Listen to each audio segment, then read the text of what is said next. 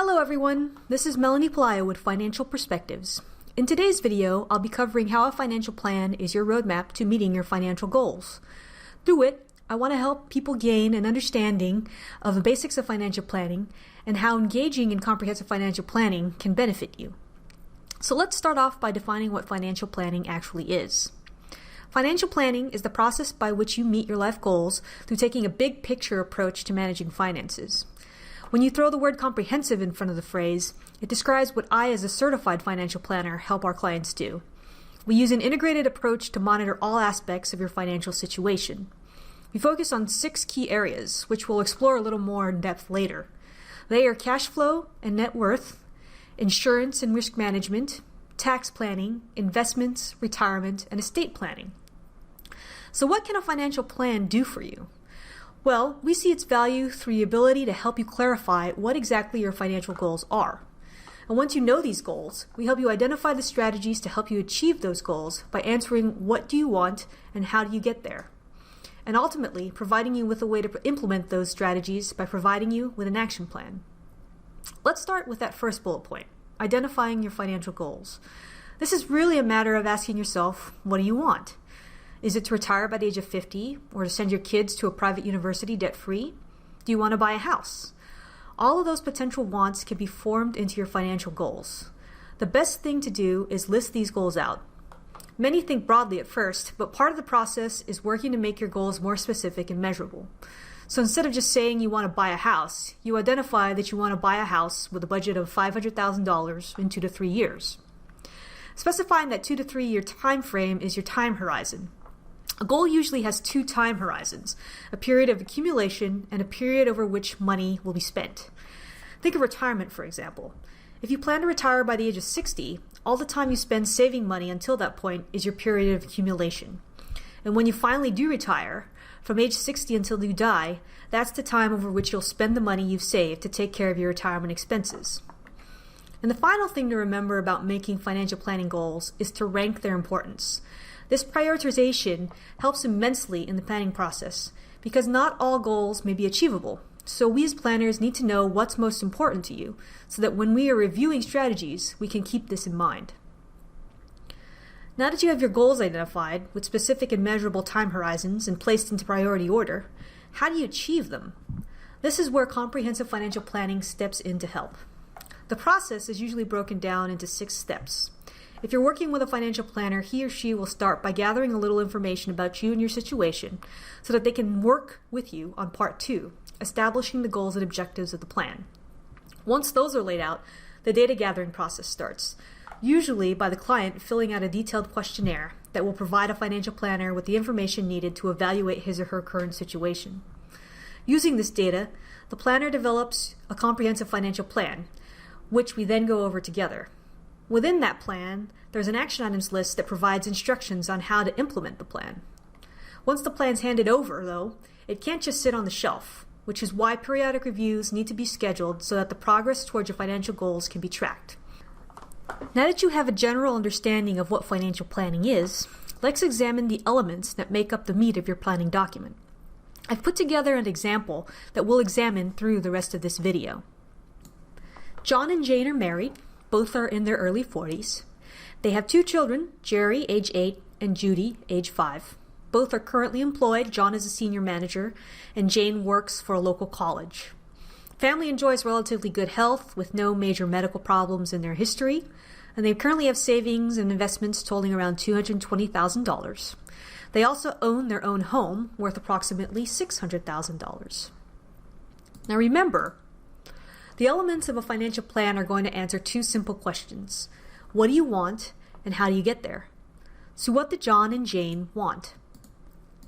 Well, we know John and Jane are currently employed, so sometime in the future they would like to retire. In this case, they've targeted the age of 65 as their retirement age. They also have 2 young children who eventually will be going to college, so they'd like to save towards their children's college educations, which will be happening in about 10 plus years. They'd like to move into a larger house, given their growing family, and they've given a time horizon of 2 to 5 years for that. And finally, because of those young children, they want to make sure that they're taken care of if something were to happen to them. Now, I've also identified in green each of the elements of comprehensive financial planning that will help address these goals. And so as we work through each element, we'll see how that all integrates together. Let's start with net worth and cash flow.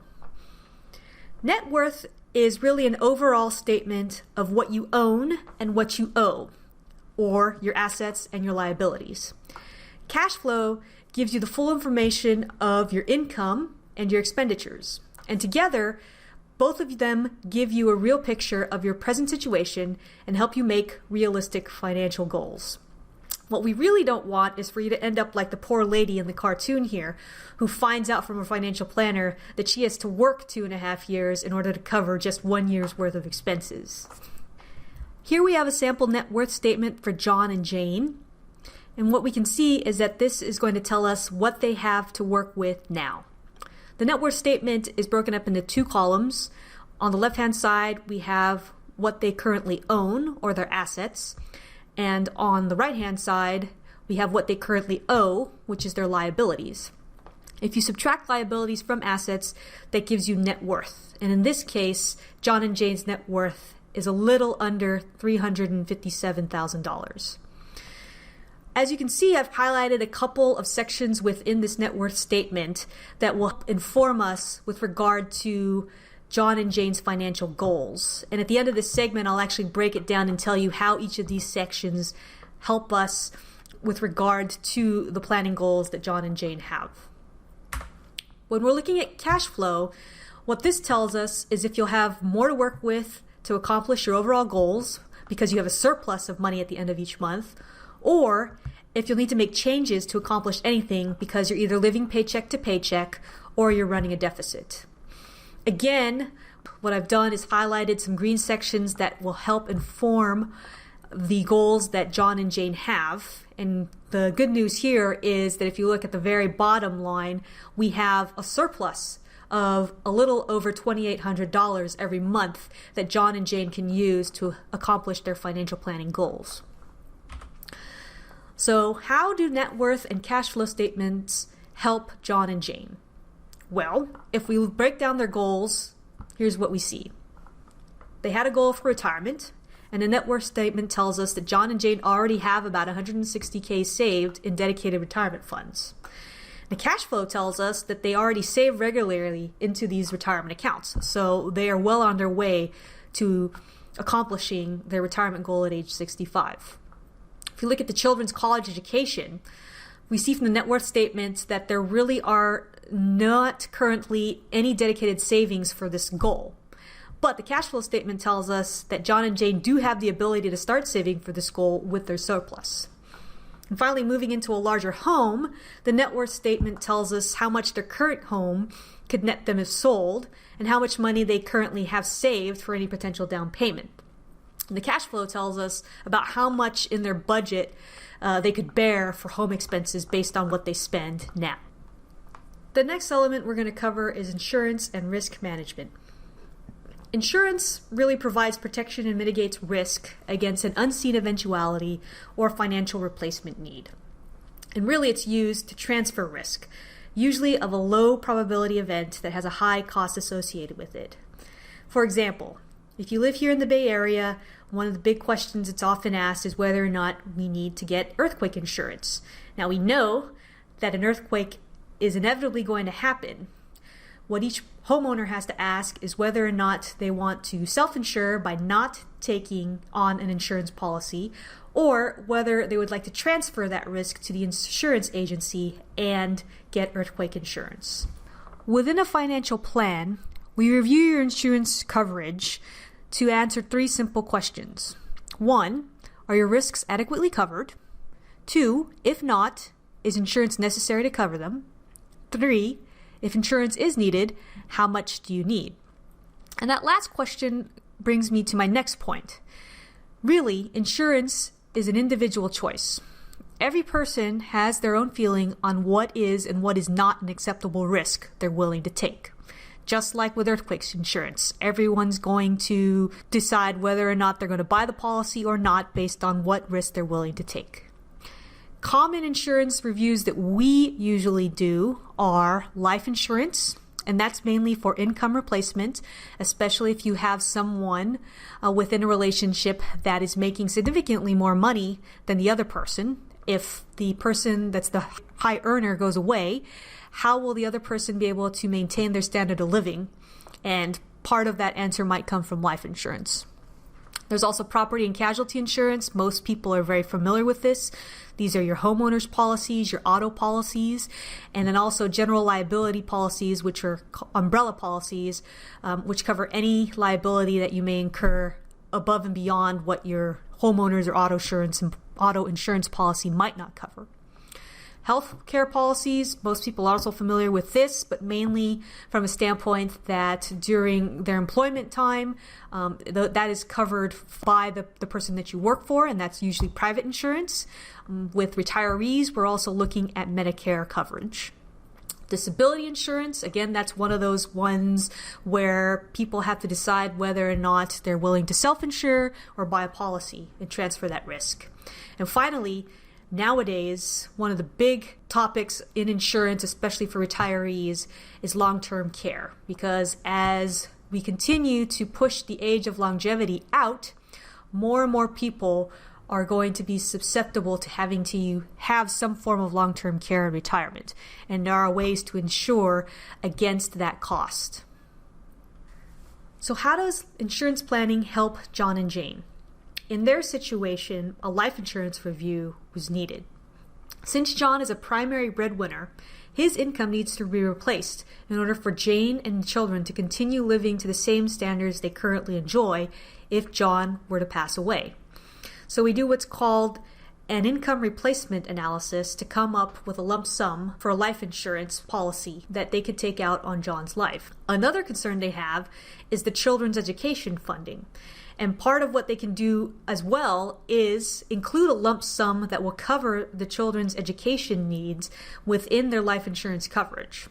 So if you add the two together, we come up with a policy coverage recommendation, which they can then go and quote out and add it to their plan. Next segment that we're going to talk about is tax planning. When we're talking about tax planning, the big thing to remember is that the less money you have to pay in taxes, the more money you keep for your own goals and needs.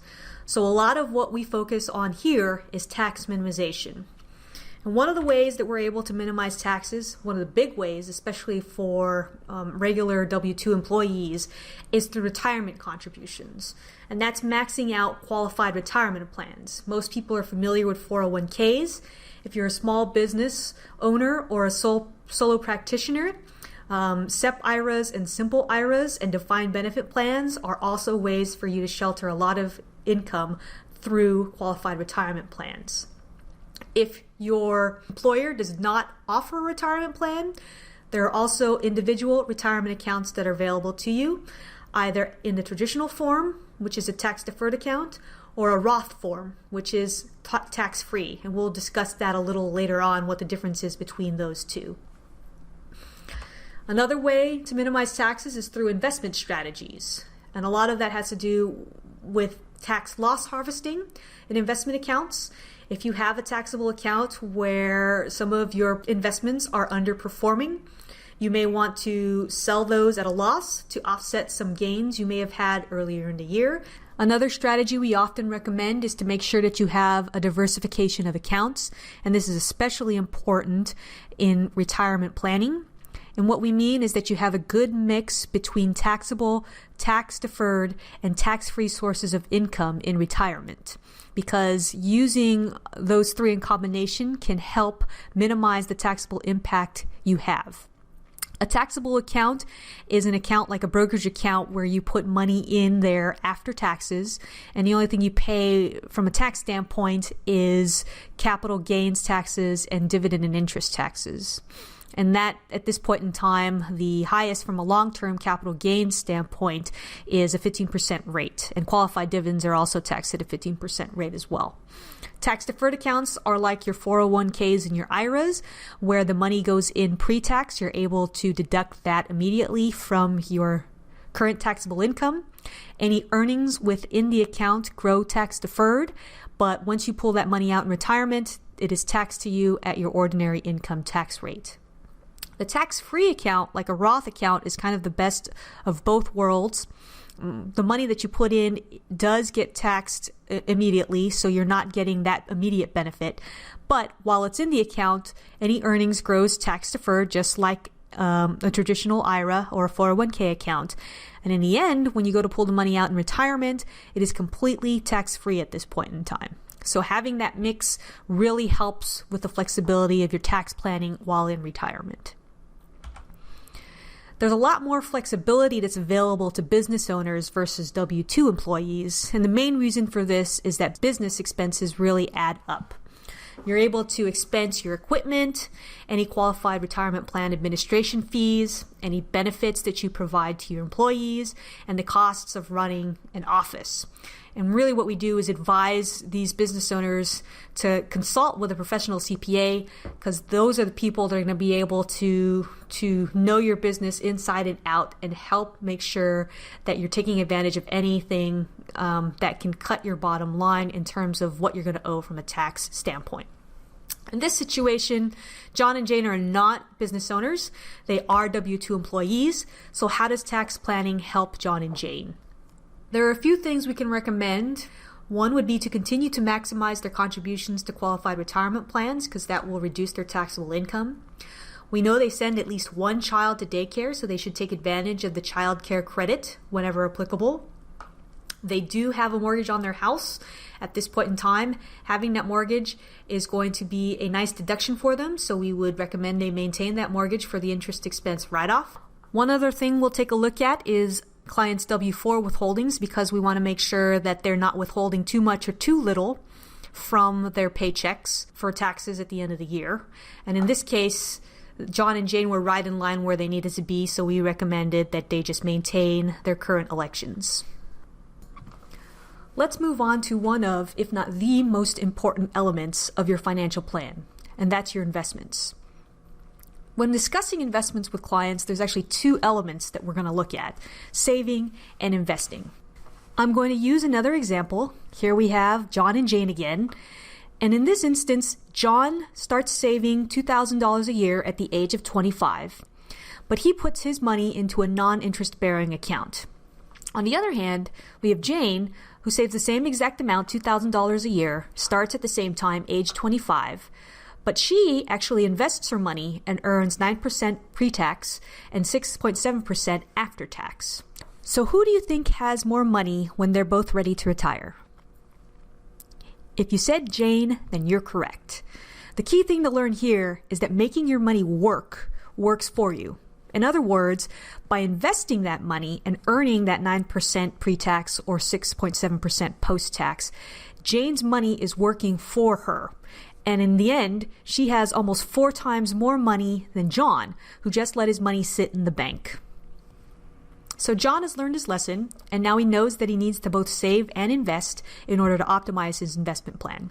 Let's take a look at another scenario. In this case, John and Jane are again going to save $2,000 a year, but rather than start at age 25, John starts saving at the age of 35 and then continues for 30 years. This time, John is going to invest, and he's going to earn that same 9% pre-tax and 6.7% after-tax return that Jane saw in the previous scenario. For Jane, she still starts at the age of 25, but stops saving after 10 years. But any money that she's accumulated within her plan is going to earn that 9% pre-tax and 6.7% after-tax. In this case, who do you think is going to end up with more money after 40 years? It may or may not surprise you that Jane still ends up with more money at the end. And this is due to the miracle of compounding interest, the eighth wonder of the world, as some people call it. Because she starts earlier, Jane's money has more time to earn that 9% pre-tax or 6.7% post-tax return than John's. And that extra 10 years is what really boosts her savings so that she has a little over $10,000 more than John when they both retire. Great. So John says, okay, I need to make sure that I start saving as early as possible and then investing as well. So let's take a look at this final scenario where we have John and Jane again. saving $2,000 a year and both starting at the same time at the age of 25 and continuing for 40 years. But in this case, the difference is that John saves in a taxable account that earns that 6.7% after-tax return.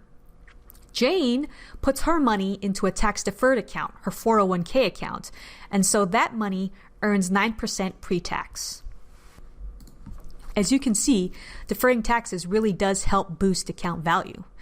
By earning almost 2.5% more per year than John does over that same 40-year time horizon, Jane's account value gets that extra boost, and she's got almost $126,000 more in her account by the time both of them retire.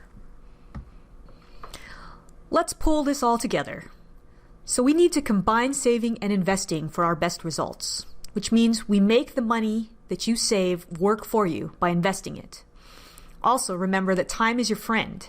Save and invest early and often. And finally, take advantage of TaxVantage accounts. That extra boost in your return because you're not paying taxes is really going to help in the long run. So we know that we need to invest, but what are we going to invest in? What's the investment plan? When people go to invest their money, they find that there are thousands and thousands of choices that they have to make, and that can be very overwhelming. Here's just an example of a few of the more common investment vehicles that are out there, and their relative performance between 2004 and 2014. Each column lists a sampling of different investment vehicles, with the best performers on the top and the worst performers on the bottom. Now, these investment vehicles include real estate investment trusts, emerging market stocks, international stocks, the broad U.S. market, commodities, and even gold and bonds. And what I want you to focus on is the fact that every year, the performance of each vehicle changes so that you just see a different variation of the colors in every single column. And so the options may seem limitless, and you just don't know what you want to do and where you want to put your money, because any one year, any one of these vehicles could be the top performer. But you may be subjecting yourself to undue stress, because return really boils down to one major factor, and that's how much you have in cash, fixed income, and risk assets, what we call stocks and hard assets. 91% of a portfolio's return is determined by asset allocation. Let's take a look at those major asset classes. In this table, we have them listed, and you will see on the left-hand side that we start with the least risky asset, which is cash and equivalents, and go down in successive risk to bonds, stocks, and hard assets at the most risky. On the right-hand side, you'll see a column for the average real return over the last 50 years for each asset class.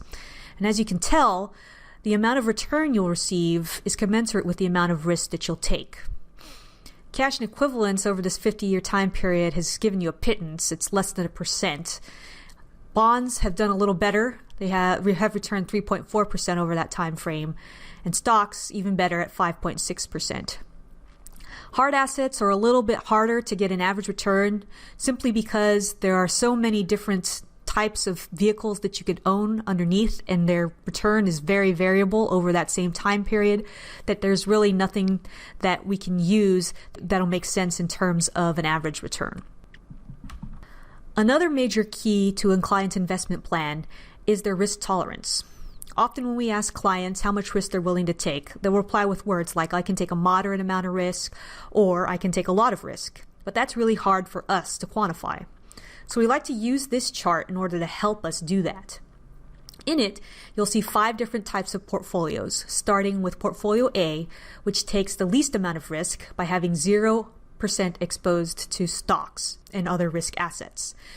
Then moving on to column B, which is 25% exposed, C, 50% exposed, D, 75% exposed, all the way to column E, which is the most risky at 100% exposed.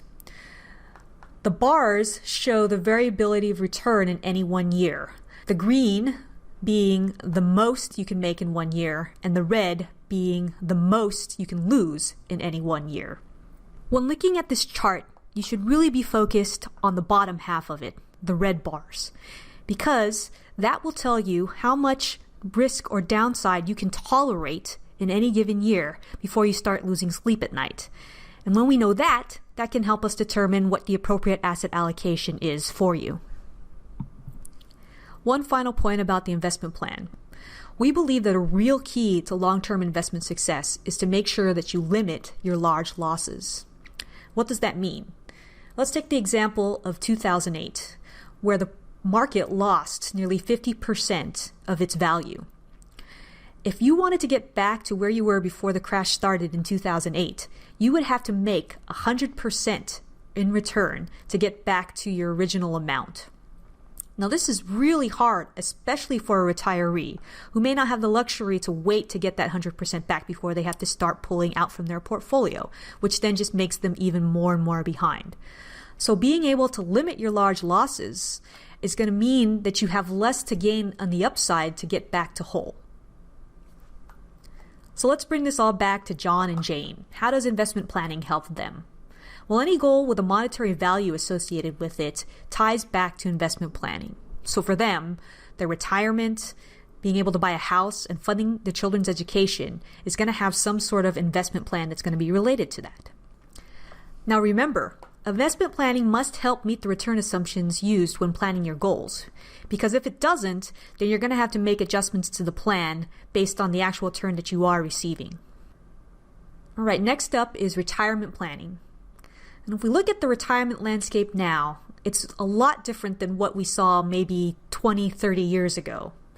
People change jobs a lot more often, and there's less job security, which means that you are forced to retire earlier than you want to. You see responsibility of saving for retirement being shifted mainly onto the employee's shoulders. You have Medicare and Social Security, which have an uncertain future. And you have healthcare and long-term care that's costing a lot more now than it was before. And on top of that, you have people that are living a lot longer. So how do you combat uncertainty? Well, you use retirement planning. Because retirement planning is going to answer some basic questions. How much money will you need in retirement? Where will that income come from in retirement? And when in your retirement, how do you make your money last? Well, let's start with that first question. How much do you need? Rule of thumb is that around 80% of your final working year's salary each year is needed during retirement. But we do things a little differently when we're doing retirement planning. Conservatively, what we like to do is use today's current cash flow projections and back out any expenses that would disappear during retirement, like your childcare costs, maybe a mortgage or retirement savings. And we also then consider other lifestyle goals that you may want to fund, like your new cars, travel, home improvements, etc. And that'll give us the expected expenses that you can see within retirement. The one big thing you got to remember when looking at your expenses is to factor in inflation. At an average inflation rate of 3%, your cost of living is going to double every 24 years. And considering that most retirements are going to last nowadays 30 plus years, it's very, very possible that you'll see a double within your expenses during your retirement. Your annual income is going to need to increase each year during retirement in order to keep up with that gradual rise in prices. So how are you going to pay for those expenses? Where is your retirement income going to come from? Here's a pie chart of where people generally see that income from. And you'll notice that the largest part of this pie is actually still Social Security.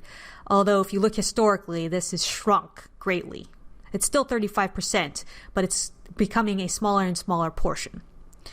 The other part that you should notice is that almost half of the burden may be on you. 34% of retirement income currently is coming from part-time work earnings. And if you don't have a pension, which a lot of people don't nowadays, 28% of the remainder, less your Social Security, has to come from your savings and investments. So you got to recall your investment planning. Saving and investing early and often will help you keep up with this burden. And utilizing those tax advantage plans to outsize your returns is also going to be helpful. And finally, how do you make your money last? This is where we see combining investment planning with retirement planning being very helpful. Remember, your return on investment directly informs your retirement plan's outcome. And part of what you need to do is also make sure that you build in a review process so that you can check your plan versus the actual results. One last tool to mention when trying to make sure that your money's going to last throughout retirement is to consider dynamic income withdrawals. We already know that more than likely your return is not going to be linear year to year while you're in retirement.